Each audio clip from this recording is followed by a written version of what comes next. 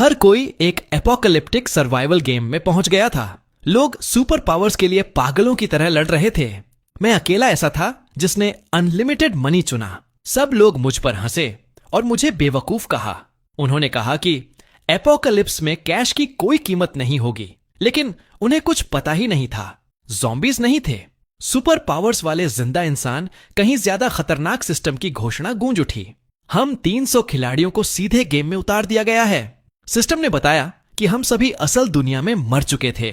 जिंदगी का दूसरा मौका पाने के लिए हमें इस अपोकैलिप्टिक गेम के अंत तक जिंदा रहना होगा। फिर अगला चरण आया, स्टार्टिंग आइटम्स चुनने का समय। मैंने शेल्फ पर मौजूद चीजों पर सरसरी नजर डाली। ज्यादातर अलग अलग सुपर पावर्स थीं। बाकी खिलाड़ी उन्हें हथियाने के लिए पागलों की तरह लड़ रहे थे। मैं सीधे लिस्ट के आखिरी पन्ने पर गया। सबसे नीचे मुझे एक सिक्का दिखा जिस पर लिखा था एंडलेस वेल्थ। मैंने 2 बार नहीं सोचा, मैंने उसे तुरंत उठा लिया। मेरे क्लास मॉनिटर वांग टैंग, जो मेरे साथ ही अंदर आया था, ने माइंड कंट्रोल चुना था। मुझे वह सिक्का लेते देख वह मेरा मजाक उड़ाने से खुद को रोक नहीं पाया। मार्क, तुम्हें सच में पैसों की इतनी डेस्परेशन है? दुनिया खत्म होने वाली है। कैश तुम्हारा क्या भला करेगा? इससे पहले कि मैं कुछ जवाब देता, वह क्लास की सबसे खूबसूरत लड़की लियू रुयान की तरफ मुड़ गया। उसने एक ऐसी चीज चुनी थी जिसका नाम था द पावर ऑफ लव। मैं हर इंसान को अपने प्यार में पागल कर सकती हूं, यहां तक कि ज़ॉम्बीज भी मुझ पर मोहित हो जाएंगे। सच्चे प्यार की सुरक्षा के साथ मैं तो पक्का जिंदा बचूंगी, उसने कहा।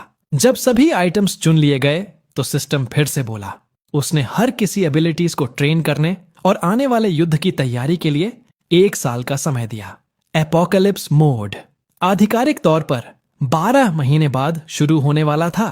सिर्फ एक विजेता इस गेम से बाहर निकल पाएगा। सिर्फ आखिरी जिंदा बचने वाला ही ग्रैंड प्राइज जीत सकता था। यह नियम सुनते ही हर किसी के चेहरे के भाव तुरंत बदल गए।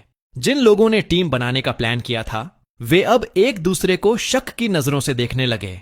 इस सर्वाइवल गेम में कोई दोस्त नहीं था, हर कोई दुश्मन था। मैंने 1 सेकंड भी बर्बाद नहीं किया।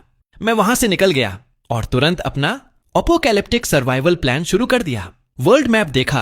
पैसिफिक ओशन में एक अलग थलग पड़े आइलैंड पर अपनी नजरें टिका दी।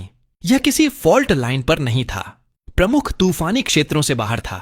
यहां एक प्राकृतिक समतल जगह थी, एयर स्ट्रिप बनाने के लिए एकदम सही थी, और यह ऐसे पहाड़ों से घिरा हुआ था जो प्राकृतिक ढाल का काम कर सकते थे। $1 बिलियन फेंके और उस आइलैंड को सीधे खरीद लिया। मैंने कैजुअली उसका फ्यूचर आइलैंड रखा और दावा किया कि मैं इसे टूरिज्म के लिए डेवलप कर रहा हूं। मैंने एक ही बार में 10 विशाल क्रूज शिप्स खरीदे, उन एनपीसीज के साथ कंस्ट्रक्शन कॉन्ट्रैक्ट साइन किए और सारा भारी मशीनरी और बिल्डिंग मटेरियल आइलैंड पर भेज दिया। मैंने एनपीसी एग्जीक्यूटिव्स से सख्त NDAs non disclosure agreement sign करवाए, यहां तक कि उन्हें भी नहीं पता कि फ्यूचर आइलैंड असल में कहां है। क्रूज शिप्स के फ्यूचर आइलैंड पहुंचने के बाद वर्कर्स ने एक कच्ची हवाई पट्टी बनाना शुरू कर दिया। फिर मैंने हर जगह से कंस्ट्रक्शन वर्कर्स को लाने के लिए 100 चार्टर्ड प्लेन्स बुक किए। उन वर्कर्स ने फ्यूचर आइलैंड को दुनिया की नजरों से छिपाए रखने के लिए दिन रात खून पसीना एक किया। मैंने पहले सिग्नल जैमर्स खरीद ली थे और सभी वर्कर्स के फोन जब्त कर लिए थे। मैंने आइलैंड पर 10 अल्ट्रा रीइंफोर्स्ड फोर्ट्रेसेस बनवाए। सारा मटेरियल टॉप ग्रेड और सबसे ऊंचे स्टैंडर्ड का था। इन्हें 12 रिक्टर स्केल के भूकंप को सहने के लिए बनाया गया था। हर किले का कमुफ्लाज्ड था। सैटेलाइट्स ऊपर से कुछ भी नहीं पकड़ सकती थीं। लेकिन यह सब तो बस ध्यान स्मोक स्क्रीन था। असली डूम्सडे बंकर तो जमीन के नीचे था। यह underground nuclear strikes biochemical attacks को झेल सकता है। यहां तक कि वो सुरंग खोदने वाले ज़ॉम्बीज भी 5 मीटर मोटी सॉलिड स्टील को नहीं तोड़ पाएंगे। सतह वाले किलों से अंडरग्राउंड जाने के सीक्रेट पैसेजेस हैं, लेकिन ये रास्ते बहुत ही संकरे बनाए गए थे। एक बार में सिर्फ एक ही इंसान उनमें से गुजर सकता है। अंदर मेज जैसा है। अगर आप किस्मत वाले हुए और सही रास्ता ढूंढ भी लिया, तो भी मेन दरवाजे तक पहुंचने का मतलब यह नहीं कि आप रास्ते में ट्रैप से बच जाएंगे। अगर एक रास्ता बम से उड़ा दिया जाता है, तो मैं वापस सतह पर जाने के लिए दूसरे रास्तों का इस्तेमाल कर सकता हूं। एनर्जी ही सब कुछ है। बिजली की सप्लाई की समस्या सुलझाने के लिए मैंने आइलैंड विंड टर्बाइंस लगाए, टाइडल और न्यूक्लियर पावर जनरेटर्स भी। पानी का इंतजाम करना भी आसान था। रेन वाटर कलेक्टर्स और सी वाटर डिसैलिनेशन सिस्टम्स लगाए। यहां तक कि ग्राउंड वाटर प्यूरिफिकेशन के उपकरण भी मंगवाए। जो कयामत के दूषित पानी को पीने लायक बना सकते हैं। इसके साथ ही instant high temperature sterilisation, instant low temperature sterilisation, ultra violet sterilisation और केमिकल स्टेरिलाइजेशन इक्विपमेंट्स भी थे। एक वेस्ट वाटर ट्रीटमेंट सिस्टम, विशेष रूप से सीवेज को संभालता फ्लडिंग को ध्यान में रखते हुए सभी वाटरप्रूफ्ड बनाया गया ब्लास्ट डोर्स बंद होने पर पूरी एयर टाइट हो जाते हैं। अंडरग्राउंड ड्रेनेज सिस्टम बहुत ही मजबूत है। मैंने कई एयर प्यूरिफिकेशन सिस्टम्स लगाए हैं जिससे अंडरग्राउंड शेल्टर में हमेशा साफ और भरपूर हवा रहे। मैंने 1 ऑक्सीजन कैनिस्टर्स भी जमा कर लिए हैं, बस उस स्थिति के लिए जब मुझे खुद को अंडरग्राउंड शेल्टर में पूरी तरह सील करना पड़े। मैंने 12 कंपार्टमेंट्स बनवाए हैं। अगर 1 या 2 खराब हो जाए तो बाकी काम संभाल सकते हैं। हर कंपार्टमेंट का अपना एक खास काम है। उनमें से 3 कंपार्टमेंट्स में सबसे नई ऑटोमेटेड फार्मिंग टेक्नोलॉजी का इस्तेमाल होता है जो सब्जियां उगाने, मछली पालने और मुर्गियां पालने में सक्षम है। मैंने 2 वेयरहाउस में इतना सामान जमा कर लिया है जो मेरे लिए 10 साल तक काफी रहेगा। दवाइयां, खाना और पानी। जब भी एनपीसीज को मेरे कंस्ट्रक्शन पर शक होता, मैं बस उनका मुंह बंद रखने के लिए टिप्स के तौर पर पैसे फेंक देता।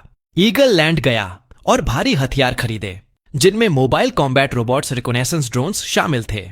और चूंकि मैं इतनी भारी रकम चुका रहा था तो ब्लैक मार्केट के जरिए न्यूक्लियर वॉरहेड्स भी हासिल कर बे में मैंने न्यूक्लियर सबमरीन जेट छिपा रखा था। अंडरग्राउंड बंकर से सीधे सबमरीन डॉक तक जाने के टनल एबिलिटी वाले खिलाड़ियों को आइलैंड तक पहुंचने से रोकने के लिए मैंने असली आइलैंड की जगह आर्टिफिशियल रीफ्स लगवा दी। वहां से आने वाला कोई भी बड़ा जहाज चट्टानों से टकराकर शोर के करीब कोस्ट लाइन के चारों इलेक्ट्रिक फेंसिंग लगा दी और आसपास के पानी में मैंने एक्सप्लोसिव्स बिछा दिए। रेडार सिस्टम्स भी लगा दिए ताकि आइलैंड के करीब आने वाली किसी भी चीज का पता लगाया जा सके और उसे समय रहते तबाह किया जा सके। मैंने आसमान में एक इलेक्ट्रिक ग्रिड खड़ा कर इन्फेक्टेड पक्षी आइलैंड पर न उतर सके। सिर्फ 1 साल में आइलैंड का डिफेंस सिस्टम पूरी तरह से काम करने लगा था। बेशक अपने दुश्मनों को भटकाने के लिए मैंने दुनिया भर टूरिज्म साइट्स बनाने का एक बड़ा नाटक भी किया ताकि उन खिलाड़ियों को भनक न लगे। वे रिसोर्ट्स असल में बैकअप लोकेशंस थे। मैं बिना फ्यूल भरवाए वहां उड़कर जा सकता था। आखिरी बैच के एनपीसीज को वापस भेजने के बाद आइलैंड पर सिर्फ मैं ही बचा था। मैंने एक स्पेस एक्सप्लोरेशन कंपनी को खरीद लिया और 6000 सैटेलाइट्स का कंट्रोल अपने हाथ में ले लिया ताकि इंटरनेट कनेक्शन चलता रहे। उस 1 साल के दौरान मैंने दुनिया एयरलाइंस शिपिंग कंपनीज को खरीद लिया था। फिर आखिरी हफ्ते में मैंने सभी प्लेन्स और शिप्स को तबाह करने का आदेश दे दिया। पूरी दुनिया जानती थी कि सबसे अमीर आदमी ने लंबी दूरी के ट्रांसपोर्टेशन को तबाह कर दिया है। सभी एनपीसीज को लगा कि वह पागल हो गया है। सिर्फ खिलाड़ियों को समझ में आया ग्लोबल टाइकून उनका ही कंपटीशन था। खिलाड़ियों, चैट इंटरफेस नोटिफिकेशन पॉपअप हुआ। वांग तांग ने मुझसे पूछा, मार्क, वह ग्लोबल टाइकून तुम ही हो, है ना? वही इकलौता था जिसने इन्फिनिट वेल्थ चुनते देखा था, लेकिन मैंने उसे पूरी तरह नजरअंदाज कर दिया। 1 हफ्ते बाद एपोकलिप्स आ गई। जिन खिलाड़ियों एबिलिटीज मैक्स आउट कर लिया था वे एक्शन के लिए तैयार थे। पब्लिक स्क्रीन पर 300 खिलाड़ियों के नाम और आईडीज दिखाई दिए। मैं नंबर 99 था। वांग तांग नंबर 61 था। लिu रुयान नंबर 101 थी। अटेंशन, अपोकैलिप्सिस शुरू हो चुका है। ये गेम तब तक चलता रहेगा जब तक कि सिर्फ एक खिलाड़ी न बच जाए। किसी को भी उम्मीद नहीं थी कि अपोकैलिप्सिस दुनिया भर में होने वर्ल्ड वाइड डाउनपोर के साथ शुरू होगा। कई दिनों की लगातार बारिश फ्लडिंग ला दी। फ्यूचर आइलैंड पर भी असर पड़ा, लेकिन आइलैंड इतना छोटा था कि 2 दिन बाद बादल आगे बढ़ गए। मुझे अपने अंडरग्राउंड बंकर में छिपने तक का समय नहीं मिला। एबिलिटी यूजर्स पूरी तरह से हैरान रह गए थे। वे इस दुनिया ब्रोक आए थे। पूरा साल वे पैसे कमाने के लिए संघर्ष करते हुए अपनी शक्तियों को ट्रेन कर रहे थे। उनका संघर्ष तो बताने की जरूरत ही नहीं है। जो सप्लाई उन्होंने जमा की थी वह पैथेटिक थी। सिर्फ कुछ ही खिलाड़ियों ने जुर्म करने के लिए अपनी शक्तियों का इस्तेमाल किया था, विला हथियाने में कामयाब हुए थे। उन्होंने बेसमेंट में एक शेल्टर बनाया था। बाढ़ ने सबसे पहले बेसमेंट पर ही हमला किया। उनकी सारी सप्लाई बर्बाद हो गई। पूरा का पूरा विला बाढ़ में निगल लिया गया। कुछ खिलाड़ियों अंडरग्राउंड गराजेस में शेल्टर बनाए थे। वे भी पूरी तरह डूब गए। ऊंचे फ्लोर वाले शेल्टर अब भी के लिए सुरक्षित थे, लेकिन बारिश रुकने का नाम नहीं ले रही थी। अंडरग्राउंड खिलाड़ियों की पहले से ही कम सप्लाई धीरे धीरे खत्म होने लगी। हर कोई घबराने लगा। इस बीच स्नैक्स चबा रहा था और लाइव स्ट्रीम देख स्ट्रीमर पर्दों के पीछे छिपा हुआ था और चुपके से सड़क के पार वाली बिल्डिंग की रिकॉर्डिंग कर रहा था। एक खिलाड़ी सप्लाई लूटने के लिए अपनी फायर पावर का इस्तेमाल कर रहा था। भाइयों, ये कोई स्पेशल इफेक्ट्स नहीं है, ना कॉस्प्ले। यह एक असली एबिलिटी यूजर है। वह कॉम्प्लेक्स में सिक्योरिटी गार्ड हुआ करता था। अब वह दरवाजों को जलाकर पिघला रहा है। यह उसकी तनवीर डकैती है। चैट में कमेंट्स की बाढ़ आ गई थी। तो एबिलिटी यूजर सच में होते हैं क्या? इसका मतलब है कि अपोकैलिप्स से आ गया है? स्ट्रीमर संभल कर। जैसे ही वह उस बिल्डिंग का काम तमाम करेगा, उसका अगला निशाना तुम्हारी बिल्डिंग होगी। क्या फायर पावर भरोसेमंद है? फायर पावर वाले खिलाड़ी की किसी ने एनपीसीज को टिप दे स्वॉट कमांडोज का एक रेस्क्यू बोट्स में कॉम्प्लेक्स में घुस आया। उन्होंने बंदूकें तानकर बिल्डिंग को घेर लिया। स्ट्रीमर एक्साइटमेंट से कांप रहे थे। गाइज, मैं पहली बार गन फाइट देख रहा हूं। इस गार्ड की आंख तो कमाल की है। उसने कुछ ही सेकंड्स में स्टील के गेट को पिघला दिया। स्वेट टीम बिल्डिंग में घुस गई। गोलाबारी बहुत तेज थी। अचानक छत से एक आकृति उड़ती हुई निकली और सीधे बाढ़ के पानी में जा गिरी। कुछ ही देर बाद ग्लोबल चैट पर उस खिलाड़ी ग्रे होते देखा। इसका मतलब था कि वह खिलाड़ी मर चुका था।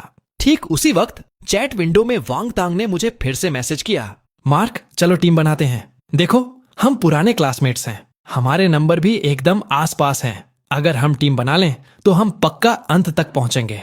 वह बेशर्मी से मुझे वीडियो रिक्वेस्ट्स भेजता रहा, लेकिन इग्नोर करता रहा। अगर मैंने उसके साथ टीम बना ली और हम ही आखिरी दो बचे, तो वह मुझे मारने और अकेले जीतने के लिए माइंड कंट्रोल का इस्तेमाल करेगा। क्या वह मेरी बुद्धिमानी को कम आंक रहा था या खुद को ज्यादा होशियार समझ रहा था? पानी और बिजली कट चुकी थी। खाना खत्म हो रहा था। 3 महीने की बाढ़ ने एनपीसीज की सारी उम्मीदें कुचल दी थीं। आखिरकार कुछ लोग यह सब बर्दाश्त नहीं कर पाए। डेस्परेट रिस्क्स उठाने लगे। हर जगह लूटपाट और आगजनी करने लगे। जिंदा बचने का रास्ता ढूंढने के लिए खिलाड़ी भी भीड़ में मिल गए थे, लेकिन एबिलिटीज को छिपाकर नहीं रखा जा सकता था। हायर अप्स का ध्यान खींच लिया। उन्होंने एबिलिटी यूजर्स को पकड़ने का सीधा आदेश जारी कर दिया। जो भी पकड़ा जाता, रिसर्च फैसिलिटीज में भेज दिया जाता। 1 महीने के अंदर 30 खिलाड़ियों के नाम पब्लिक स्क्रीन पर आ गए। अचानक खिलाड़ी डरे हुए पक्षियों की तरह हो गए थे। हर कोई खौफ में था। इस बीच मैं एक बिल्कुल ही अलग दुनिया में जी रहा था।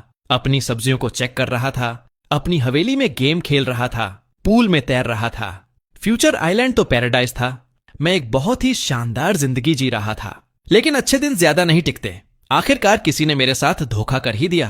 किसी वर्ल्ड चैट पर गुमनाम तरीके से पोस्ट किया, खिलाड़ी 90 साइन दुनिया का सबसे अमीर इंसान है। उसने अपोकैलिप्सिस से पहले पक्का शेल्टर्स बनाए होंगे। प्लेयर 99 को ढूंढो और हर कोई जिंदा बचेगा। लंबे समय से खामोश वर्ल्ड चैट अचानक फट पड़ी। प्लेयर 99, सामने आओ। तुम अकेले मजे कर रहे हो, जबकि हम सैकड़ों लोग यहां तड़प रहे हैं। इतना क्रूर और शातिर। हाँ, ऐसे खिलाड़ियों को खत्म कर दो। 99 को ढूंढो और हम सब जिंदा बचेंगे। सब लोग हमला करो। सभी खिलाड़ी पागल हो गए। वे मुझे जिंदा नोच खाने के लिए बेताब थे। मैं बस शांति से छिपकर रहना चाहता था, लेकिन तुम्हें मुझे सबके सामने लाना ही था। मैंने वर्ल्ड चैट में एक मैसेज भेजा, सब लोग शांत हो जाओ। मैं प्लेयर 99 हूं। तुम्हें शेल्टर चाहिए? मैं तुम्हें शेल्टर दे सकता हूं, लेकिन मैंने सिर्फ 4 देशों में शेल्टर बनाए हैं, ड्रैगन, ईगल, हांस कैंगरू, और हर शेल्टर में ज्यादा से ज्यादा 20 लोग ही आ सकते हैं। मैंने वर्ल्ड मैप पर 4 जगहें मार्क कर दी। तुम लोग 200 से ज्यादा हो। तुम सब तो इसमें फिट नहीं आ सकते। फिर भी मैं तुम्हें शेल्टर का पासवर्ड दे दूंगा। जो पहले आएगा, फर्स्ट कम फर्स्ट सर्व्ड। मेरे पीछे मत आना। जैसे ही मैंने पासवर्ड डाला, हर खिलाड़ी पागलों की तरह भाग पड़ा। अगर वे शेल्टर तक पहले पहुंच गए तो वे बाढ़ से बच जाएंगे। रातों रात कुछ खिलाड़ी पहले ही पहुंच चुके थे। ज्यादातर स्पीड बेस्ड एबिलिटीज थीं। शेल्टर ऊंची जगह पर बनाए गए थे जो बाढ़ के पानी से सुरक्षित थे। जब उन्होंने दरवाजे खोले और अंदर गए तो यह जन्नत में कदम रखने जैसा था। आखिर मैंने ये चारों लेविश बनवाए थे। इनमें हर वह सुविधा थी जो आप सोच फ्रीजर्स फ्रोजन फीस्ट से भरे हुए थे। खिलाड़ी 58 ने गर्व के साथ वर्ल्ड चैट पर लाइव स्ट्रीमिंग शुरू कर दी। शेल्टर से यह उम्मीद नहीं थी। कभी नहीं सोचा था कि यह इतना शानदार होगा। पैसा सच में खुशियां खरीद सकता है। अंदर स्टेक और मटन खा रहे थे, रेड वाइन पी रहे थे। मेज स्वादिष्ट पकवानों से भरी हुई थी। खिलाड़ी 58 ने कहा कि 12 लोग पहले से ही अंदर थे।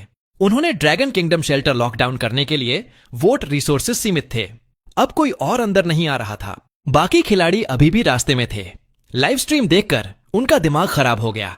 शेल्टर के बाहर खिलाड़ियों की लहरें लगातार पहुंचती जा रही थीं। बाढ़ में डूबने या भूखों मरने से तो अच्छा था कि लाइफलाइन को कैसे भी करके हथियाना ही था। जिंदा सर्वाइवल इंस्टिंक्ट ने उन्हें बेताबी की हद तक धकेल दिया था। उन्होंने अंदर वालों से गिड़गिड़ा कर कहा कि वे दरवाजे खोलें, उन्हें अंदर आने दें। लेकिन अंदर के खिलाड़ियों ने पहले ही डेड बोल्टेड कर दिया था। बाहर वाले चाहे दरवाजों और दीवारों पर कितना भी पीट लें या अपनी शक्तियों का इस्तेमाल कर लें, सील्ड हो चुके प्रवेश द्वार को जरा सा भी हिला नहीं पाए। जब अंदर वाले जश्न मना ही रहे थे, मैं अचानक चैट पर पॉपअप हुआ और बोला, क्या उसमें 20 लोगों की जगह नहीं थी? क्या 8 लोग और अंदर नहीं आ सकते? मेरे पास एक ओवरराइड कोड है। दरवाजे लॉक होने पर भी मैं अंदर घुस सकता हूं। हिडन डोर साउथ ईस्ट में है। दीवार के बेस पर डेकोरेटिव ब्रिक है, उसे घुमाओ और गुप्त दरवाजा खुल जाएगा। बाहर खड़े खिलाड़ी पागलों की तरह उस गुप्त दरवाजे की तरफ दौड़े। उन्होंने उस डेकोरेटिव ईंट को घुमाया, वह पुरानी डेकोरेटिव ईंट, और पुरानी दीवार में सच में एक गुप्त दरवाजा प्रकट हो गया। खिलाड़ी अंदर घुसने के लिए पागलों की तरह एक दूसरे से भिड़ गए।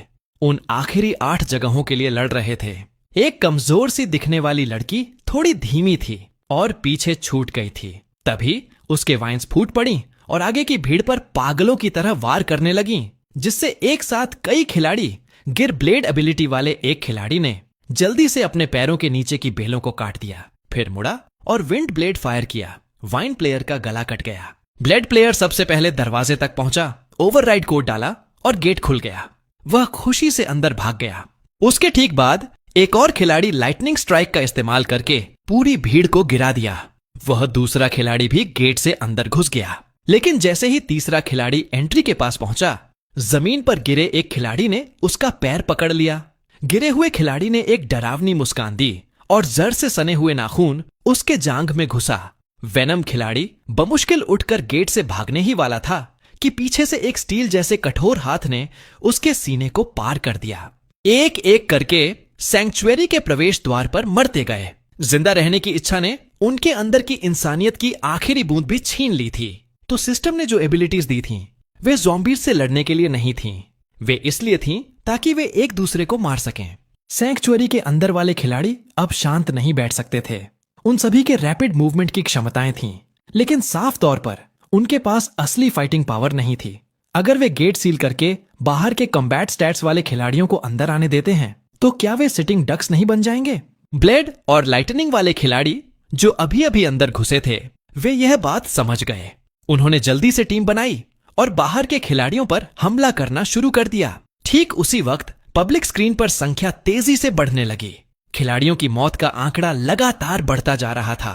ह्यूमन नेचर हर जगह एक जैसी ही होती है।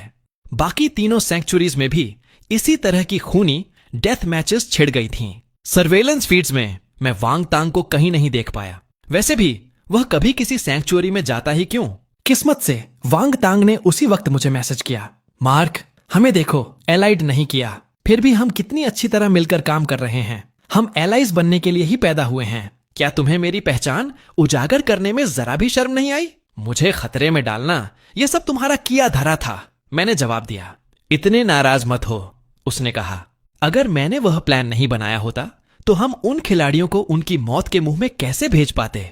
तुम्हें मेरे कंपटीशन को साफ करने के लिए मेरा शुक्रिया अदा करना चाहिए। जब हम बात कर रहे थे, सैंक्चुअरी पूरी तरह भर चुकी थी। गेट अपने आप सील हो गया। बाहर खून की नदियां बह रही थीं। जो लोग अंदर नहीं जा पाए थे, वे अभी भी बेकार में संघर्ष कर रहे थे। अंदर वाले खिलाड़ी जश्न मना रहे थे। उन्हें अंदाजा भी नहीं था कि उनके साथ क्या होने वाला था। मैं मुस्कुराया। यह क्या हो सकता है?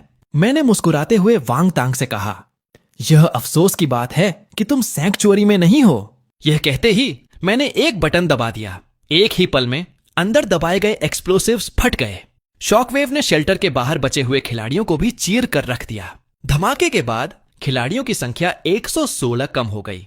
सिर्फ 51 खिलाड़ी बचे थे। काफी देर बाद वांग तांग ने आखिरकार मुझे एक मैसेज भेजा, मैंने तुम्हें असिस्ट के लिए शुक्रिया, वरना इतने सारे खिलाड़ियों को एक शेल्टर में इकट्ठा करना लगभग नामुमकिन था। जो खिलाड़ी बिना प्लेन या शिप के फ्यूचर आइलैंड तक पहुंच सकते थे, वे अब खत्म हो चुके थे। मैं पिछले 1 साल से यही प्लान कर रहा था कि उन्हें एक साथ कैसे खत्म किया जाए। वे शेल्टर्स ही उनकी कब्रें बन गए। शेल्टर के धमाकों की खबर इतनी जल्दी न्यूज में नहीं आ सकती थी। बाकी बचे खिलाड़ियों को कोई अंदाजा नहीं था कि क्या हुआ है। लेकिन वांग तांग को तुरंत पता चल गया, जिसका मतलब था कि वह दूर से सब कुछ देख रहा था। तभी सिस्टम ने मुझे एक मैसेज भेजा, किल्स वाला खिलाड़ी बनने पर बधाई, आपको एक एक्स्ट्रा रिवॉर्ड मिलता है। मैं मुस्कुराए बिना नहीं रह सका। देखो, इस अपोकैलिप्स में जीत सर्वाइवल ऑफ द फिटेस्ट की ही होती है। 4 महीने बाद बाढ़ का पानी धीरे धीरे कम हुआ और डूबी हुई जमीन फिर से दिखाई देने लगी। सबने राहत की सांस ली, यह सोचकर डिजास्टर अब खत्म हो चुकी है। लेकिन उन्हें अंदाजा नहीं था कि बाढ़ अपने प्लेग भी लेकर आई थी। कई मरे हुए एनपीसीज ज़ॉम्बीज में बदल गए। फर्स्ट स्टेज अपोकैलिप्टिक फ्लड को पार करने वाले 101 खिलाड़ियों को बधाई। अगला है दूसरा चरण, अपोकैलिप्टिक ज़ॉम्बीज। आखिरकार अब एबिलिटीज के चमकने का समय आ गया, सो कॉल्ड नंबर 99। तो अब मरा हुआ ही समझो। उसी पल लियू रुयान ने मुझे एक प्राइवेट मैसेज भेजा, मार्क, तुम्हारे एबिलिटी नहीं है, तुम ज़ॉम्बी अपोकैलिप्स में जिंदा नहीं बच पाओगे। अगर तुम मुझे थोड़ी सप्लाई दे दो और अपनी लोकेशन बता दो तो मैं आकर तुम्हारी रक्षा कर सकती हूं। मैंने धीरे से एक क्वेश्चन मार्क टाइप किया। मेरी शक्ति को कम मत आंकना, मैं पूरी तरह से इसी वजह से बाढ़ से बच पाया हूं। मुझे बेशक पता था कि वह कैसे जिंदा बची लव जगाने वाली अपनी शक्ति का इस्तेमाल करके अपने पड़ोसियों से सप्लाई ठग ली थी। रेस्क्यू टीम आई तो सबसे पहले उसी को बचाया गया था। यह सब सोचकर मैंने जवाब दिया, सॉरी, मुझे कोई दिलचस्पी नहीं है। वैसे भी लियू रुयान का यह जानना कि मैं ही सबसे अमीर आदमी हूं कोइंसिडेंस नहीं था। कॉन्टिनेंट ज़ॉम्बी वायरस फैल गया।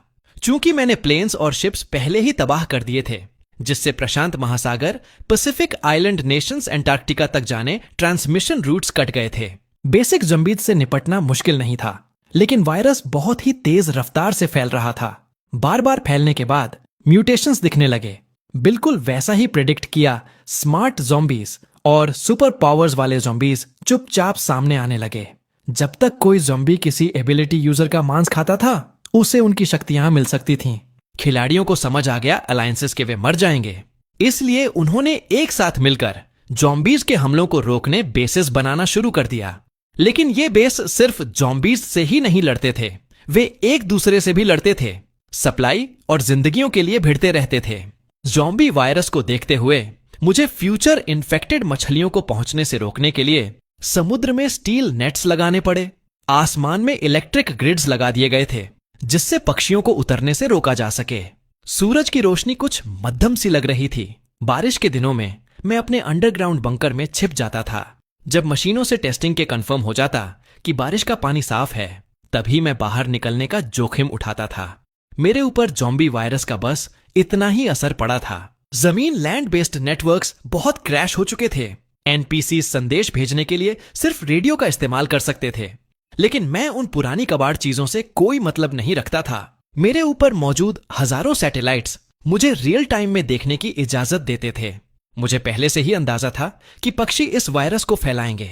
जब वायरस कमजोर द्वीपीय देशों में पहुंचा तो पूरा का पूरा द्वीप एक ही झटके लिविंग हेल बन गया। खिलाड़ियों की संख्या एक एक करके गिरती रही। इस बार यह संख्या 30 तक पहुंच गई। लेकिन ठीक उसी वक्त एक mutated bird zombie future island के पानी के ऊपर से उड़ा।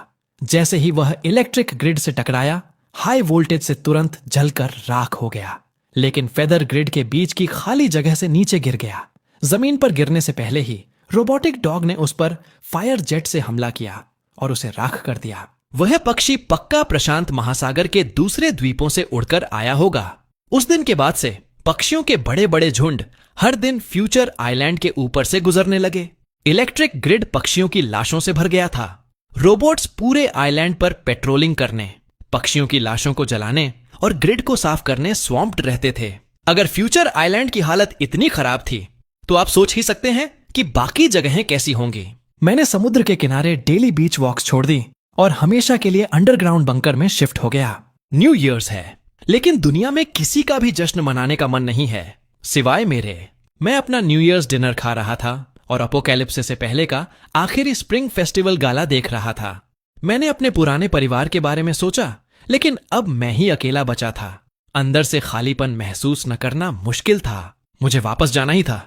मुझे आखिरी लास्ट वन स्टैंडिंग बनना ही था। मैंने अपने न्यू ईयर डिनर की एक फोटो क्लिक की और वांग तांग को भेज दी। 1 मिनट बाद वांग तांग ने मेरी फोटो वर्ल्ड चैट पर पोस्ट कर दी। मैं सोच ही सकता था कि कैसे खिलाड़ी इसे देखकर पागल हो गए होंगे। गुस्से से भरे कमेंट्स की बाढ़ आ गई।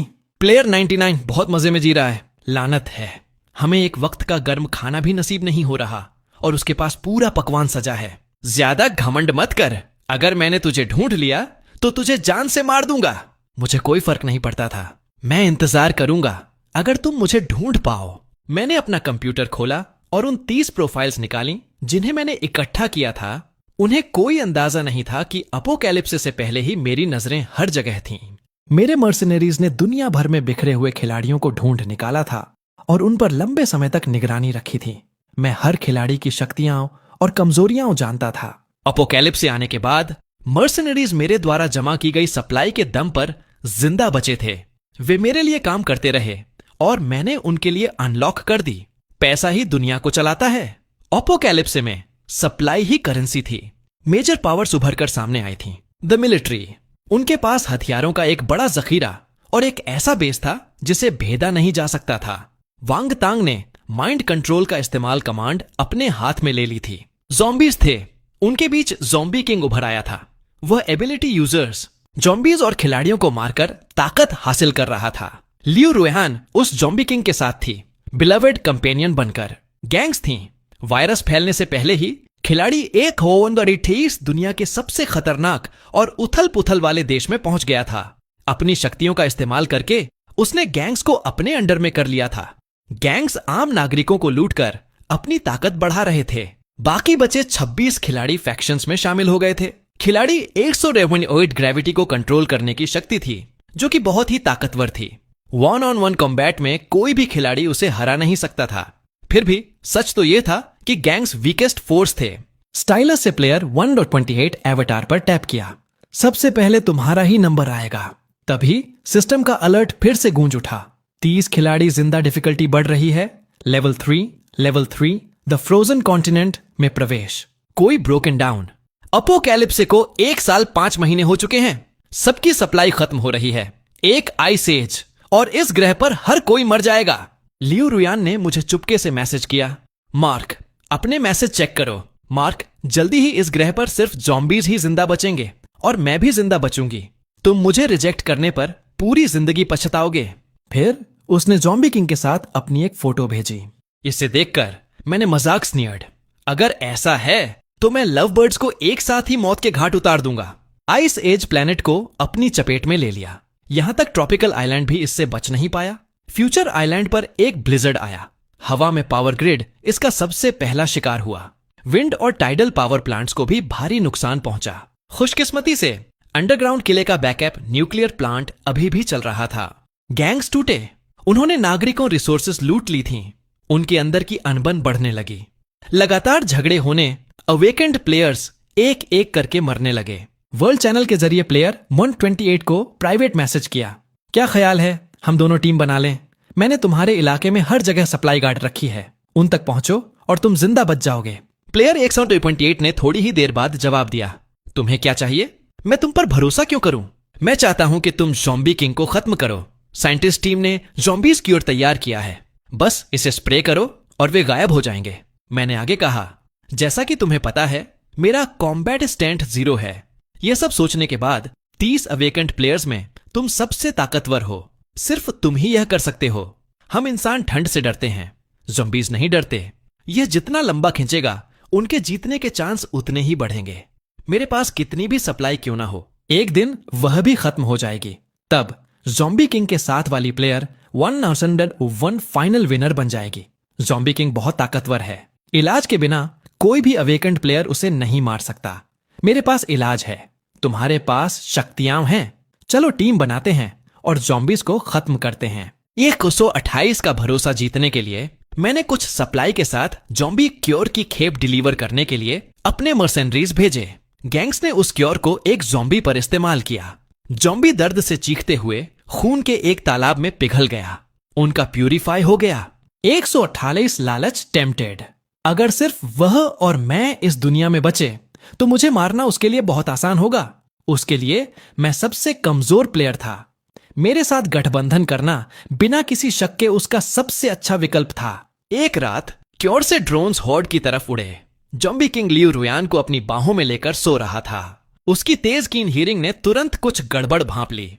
वह तुरंत बिस्तर से उठा, लेकिन लियू रुयान को टकिन नहीं भूला।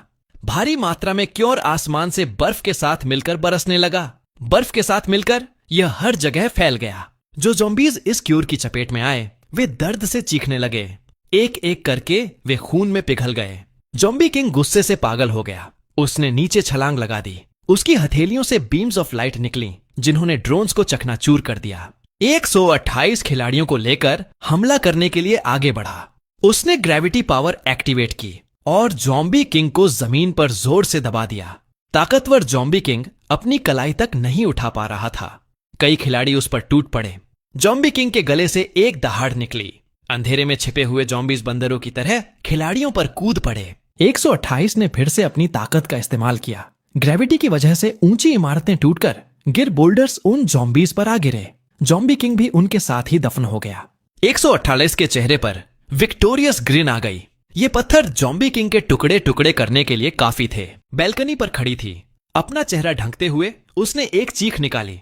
128 ने फ्लिक्ट। लियू रुयान के पैरों के टेरेस ढह गई। वह ऊंचाई से नीचे गिर पड़ी। उस ऊंचाई से गिरने का मतलब था पक्की मौत। एन मौके पर रबल से बाहर निकला और उसने लियू रुयान को पकड़ लिया। उसी समय उसके एक हाथ थ्रेड्स निकले जिन्होंने 128 को जकड़ लिया। 128 का चेहरा सदमे से पीला पड़ गया। उसे कभी नहीं पता था कि ज़ॉम्बी किंग के पास मूव भी है।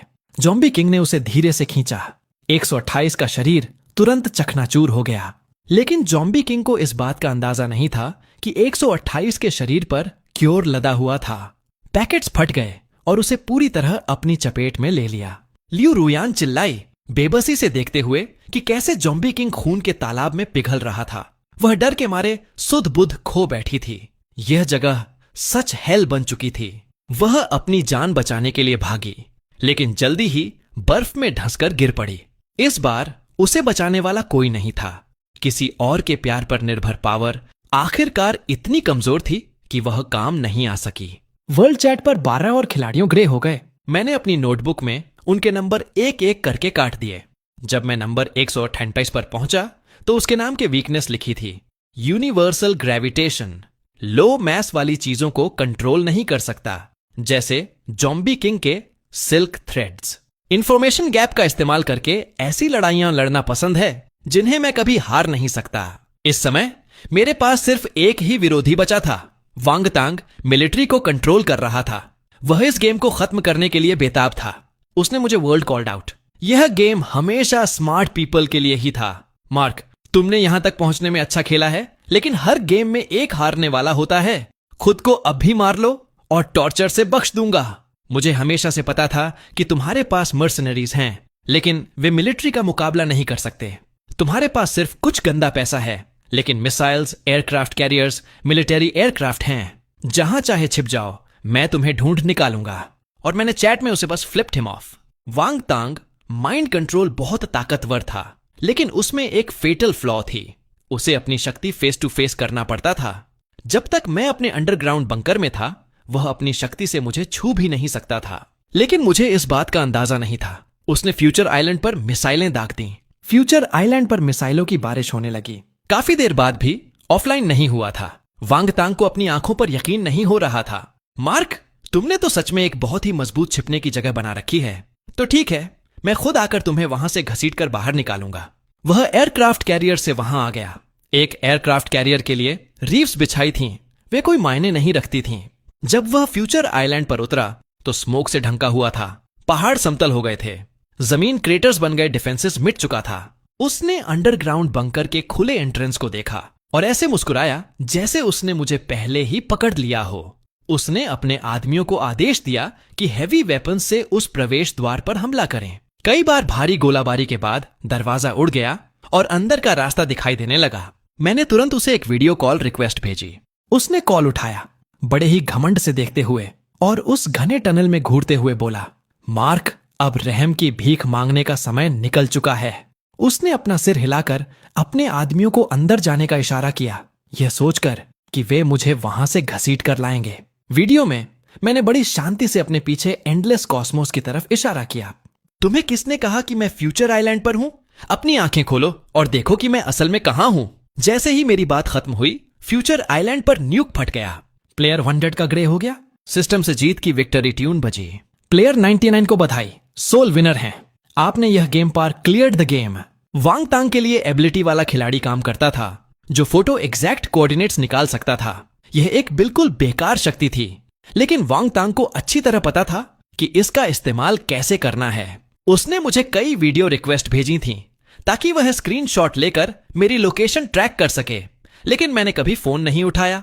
बाद में मैंने न्यू ईयर्स ईव पर उसे एक फोटो भेजी थी। उसने मन ही मन मुझे बेवकूफ कहा होगा, खुशी खुशी मेरी लोकेशन ट्रैक की होगी और इंतजार किया गैंग्स ज़ॉम्बी किंग दोनों खत्म हो जाएं ताकि वह आकर सब कुछ कब्जे में ले सके, और फिर उसने मुझे बम से उड़ाने का फैसला किया होगा। लेकिन मुझे कैसे पता नहीं होता कि उसके पास कौन से खिलाड़ी थे। वह फोटो जानबूझकर उसे फ्यूचर ल्यूर देकर बुलाने लीक की गई थी।